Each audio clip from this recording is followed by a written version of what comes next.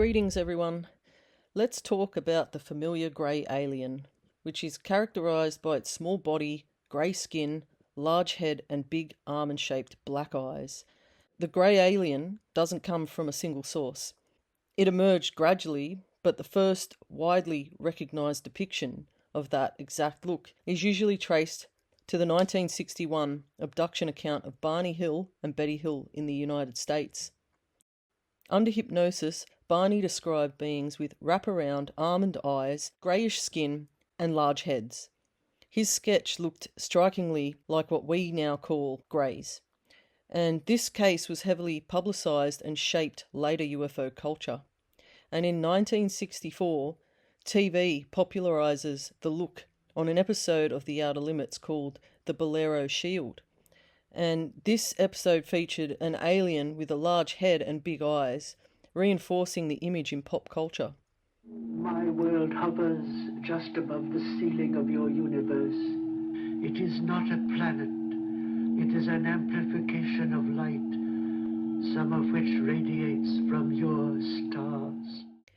And H.G. Wells described large-headed, big-eyed beings in the first Men in the Moon, 1901, but they weren't grey humanoids. And in the late 19th century to the early 20th century, sci-fi occasionally imagined evolved humans with enlarged heads and eyes, planting the conceptual seeds. But many people point to the drawing of Lamb by Aleister Crowley in 1918 as one of the earliest images that strongly resembles the modern grey alien. Lamb appeared in Crowley's magical workings, formerly known as the Alamantra working. The name Lamb reportedly meant the way or the path, which is highly interesting. And the portrait shows a thin body, large cranium, and prominent eyes, visually similar to the later grey depictions. So supporters of the connection note the almond oval eyes decades before UFO abduction reports, and an enlarged cranium as a key grey trait, also including neutral, almost emotionless expressions, and Crowley's Lamb predates the Hill case by 40 years. Some UFO researchers, especially in the occult UFO overlap community, argue that Lamb could be an early archetype of the same phenomenon. And historians and scholars generally interpret Lamb as a symbolic or visionary entity from occult practice, influenced by Eastern spiritual imagery, not intended as a literal extraterrestrial being. The resemblance may be visual coincidence shaped by shared cultural imagery rather than evidence of a direct link. Now, in 1918, we had the Lamb drawing of the proto-grey look. In 1961, we had the Hill abduction, which was the first detailed alien encounter matching the look. And in the late 20th century, alien greys became the dominant UFO archetype. So the bottom line is that Lamb is arguably the earliest image that looks like a grey alien, but whether it is a true precursor or just a coincidental resemblance is undetermined. The occult UFO continuity argument, what is and why people propose it, is the idea suggests that modern UFO encounters, especially with grey beings, may be a continuation of older occult mystical or visionary experiences, only interpreted through a technological lens instead of a spiritual one. In other words, what medieval people called angels, demons or spirits, modern people might call extraterrestrials. Researchers who support continuity point to similarities like large heads and eyes, emotionless presence, telepathic communication themes, and encounters occurring in altered states, rituals, trance, sleep paralysis or hypnosis. And they argue that Crowley's Lamb looks like an early contact narrative expressed through occult language. And so the core idea in simple terms is that the theory proposes that there may be one underlying phenomenon, psychological, spiritual or unknown, and different cultural interpretations over time. Like during the medieval Europe era, the interpretation was of angels, demons or the fae. And in the 19th century spiritualism, we had spirits and guides. In the early 1900s, sightings were often referred to as phantom airships or spaceships, and these craft were frequently described as cigar-shaped or sometimes simply as strange aerial phenomena. Before 1947, reports of encounters were fewer, but when reported they were described as humanoid entities. So regardless of the era, The beings reported were almost always described as humanoid. Then we moved into the space age, where we had literal aliens and grey aliens who abducted people. One particular thinker who discusses this overlap is Jacques Vallée, and he argued that UFOs resemble folklore encounters more than space visitors. He disagrees with the common portrayal of UFOs as clearly alien spacecraft, and he's uncertain about their nature and possesses other theories about the beings involved. He has reported cases where different observers see different shapes, or how some see a UFO while others do not, suggesting the phenomena may not be straightforward physical objects. Vallée's view implies UFOs might be projections or holographic in nature rather than conventional extraterrestrial vehicles. And he views the UFO phenomenon as complex and not simply extraterrestrial. He disagrees with the idea that UFOs are clearly aliens and suggests other theories about the nature of these beings. Vallée also concludes that UFOs are often seen associated with earthly locations such as valleys, mountains, and bodies of water, including underwater sightings, and that the phenomenon may be a form of misdirection or deception linked to an underworld civilization rather than interstellar origin. He considers UFOs as possibly involving electromagnetic effects and holographic-like projections, challenging conventional extraterrestrial explanations. John Keel is an American journalist and influential ufologist who is known best as the author of the Mothman prophecies. And Keel is described as the Hunter S. Thompson of paranormal writers. Keel invented the term Men in Black in an article for the Men's Adventure magazine published in 1967. Unlike contemporary 1960s researchers such as J. Allen Hynek and Jacques Vallée, Keel was initially hopeful that he could somehow validate the prevailing extraterrestrial visitation hypothesis. However, after a year of investigations, he concluded that the extraterrestrial hypothesis was untenable. So both Hynek and Vallée intentionally had a similar conclusion, and Keel himself wrote, and I quote, "I abandoned the extraterrestrial hypothesis in 1967 when my own field investigations enclosed an astonishing overlap between psychic phenomena and UFOs. The objects and apparitions do not necessarily originate on another planet, and may not even exist as permanent constructions of matter. It is more likely that we see what we want to see and interpret such visions according to our contemporary beliefs." So Keel proposed a paranormal or ultra-terrestrial hypothesis and noted patterns like trickster behavior, symbolic messages, and reoccurring motives across centuries. So this would explain why encounter stories share myth-like elements and bridges religion, psychology, and UFO reports. And it accounts for the shift from mystical to technological imagery after World War II. So this strongly suggests that humanity may be interpreting mysterious experiences through whatever worldview is dominant at the time. Many researchers, especially folklorists and UFO historians, have noticed striking similarities between old European fairy encounter stories and modern alien abduction narratives. This idea isn't that they're literally the same beings, but that the pattern of experience looks surprisingly consistent across centuries. So it's a similar thing when we talk about abduction into another realm. In fairy lore, people are taken into hills, mounds, or hidden realms, the fairy forts. And in alien reports, people are taken into spacecraft or unknown environments. So both describe being removed from normal reality into a controlled space. And there's also concepts of missing time. Fairy stories explain that a person spends what feels like hours but returns to find days or years have passed. And in abduction cases, witnesses report missing time, which is later recovered through memory or hypnosis. And there are also claims of paralysis or enchantment, where fairy encounters, victims explain that they are glamoured or unable to move. And in alien encounters, there are reports of waking paralysis or an inability to resist. There are also reports of reproductive or medical themes. In fairy lore, babies are taken or replaced.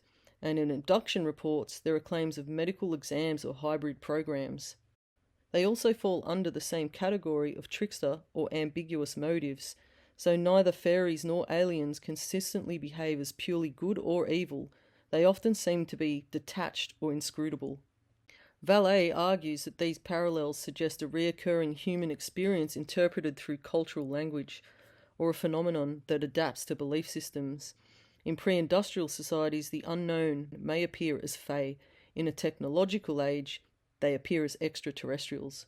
So the fairy-alien comparison suggests that while the surface imagery changes, the structure of the experience remains remarkably similar, and the control system hypothesis comes mainly from UFO researcher and computer scientist Jacques Vallée. It's one of the most nuanced ideas in UFO studies, and it's not the same as aliens visiting Earth. The 1989 movie Communion details author Whitley Strieber's alleged 1985 abduction experiences, exploring the psychological impact of abduction, memory, and the grey visitor phenomenon. Perhaps these encounters blur subjective and objective reality.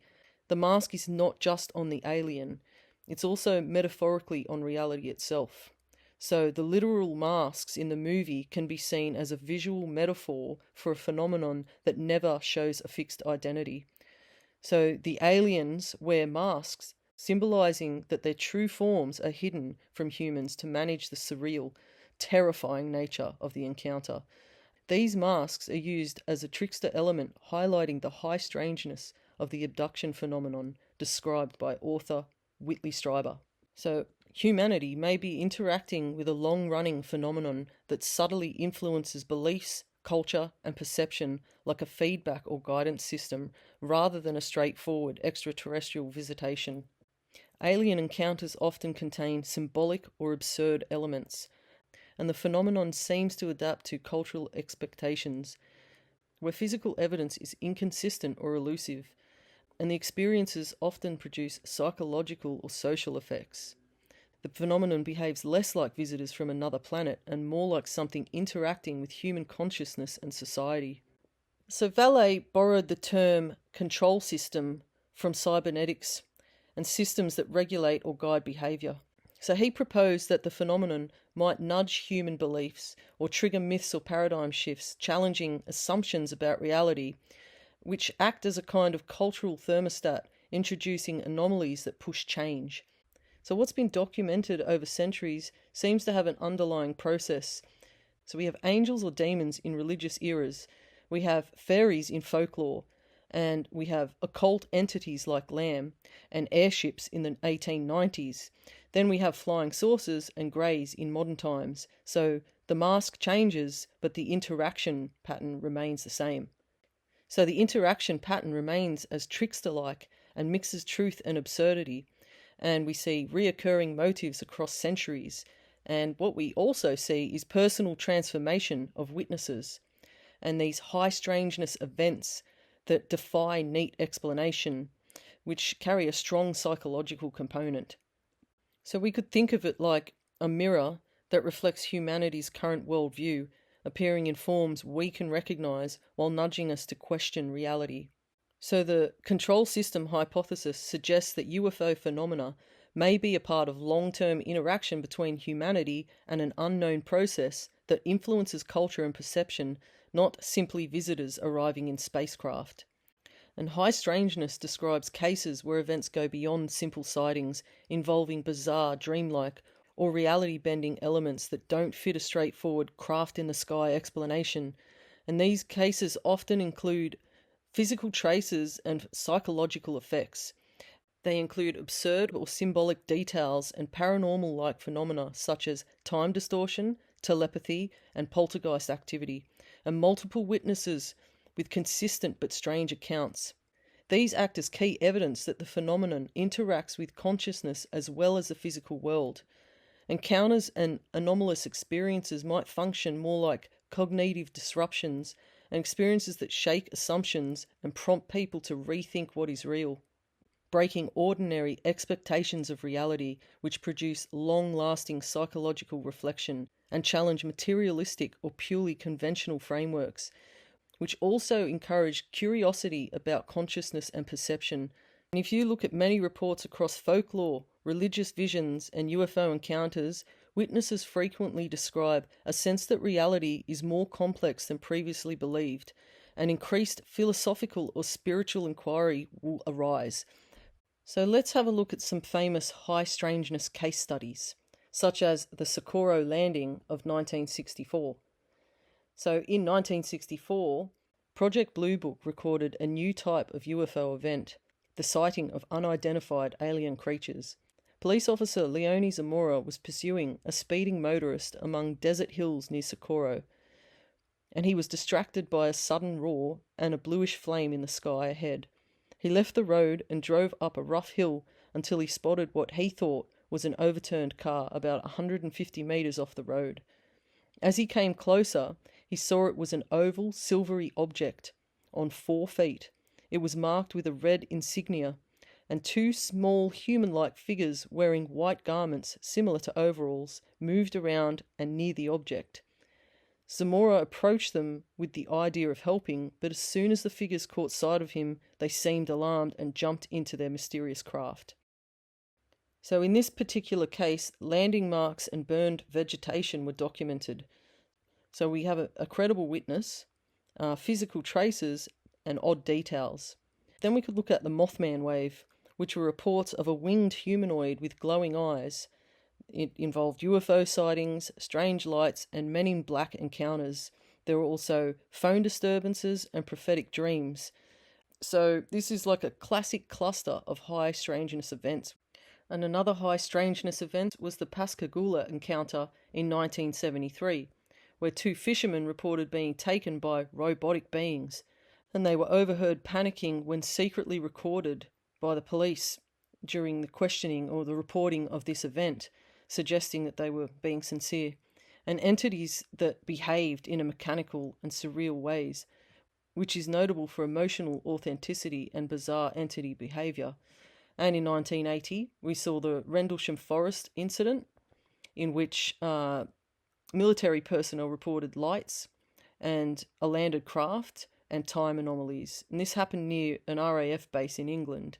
And there were apparently radiation readings and physical impressions that are said to have been recorded. And one witness reported telepathic binary messages, which is a blend of military credibility and surreal elements.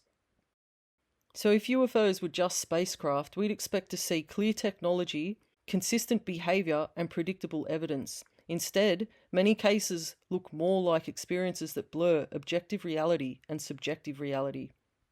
The weirdness itself, not just the sighting, is a clue that something deeper than a physical craft may be occurring. Absurdity sits at the boundary where normal models of reality fail, and in Vallée's words, the strangeness may be the message. An absurdity forces the mind into a threshold state. When reality behaves in impossible or symbolic ways, the brain shifts modes. And for those who've experienced these strange types of events, they actually become linked by the same psychological mechanism, which is similar to what Carl Jung described as activation of the symbolic unconscious, where the mind stops asking, "Is this real?" and starts asking, "What does this mean?" Across both ancient initiations and modern encounters, similar after effects appear, such as increased spirituality or curiosity, reduced fear of death, a heightened sense of meaning and life reorientation. Quite often people experience a creative or intellectual awakening, and ultimately a spiritual transformation tends to take place. So the event continues to shape one's identity long after it ends, almost as if reality briefly becomes a teacher instead of a backdrop. 21st century intelligence and simulation themes now include reality glitches, machine intelligence, simulation-like appearances, and AI or digital consciousness symbolism. If these were purely physical visitors, why would their appearance change with human culture? As symbolism evolves, the phenomenon may interact with human perception itself. Neuroscience shows that perception is constructed. Sensory input plus expectation plus memory equals experienced reality. Psychologist Carl Jung called this activation of archetypal imagery. The mind fills unknown gaps with symbolic forms. And anthropologists noticed something similar in shamanic traditions worldwide. Encounters often involved non-human intelligences, journeys outside normal reality, symbolic instruction and personal transformation, but the imagery always matches the local culture.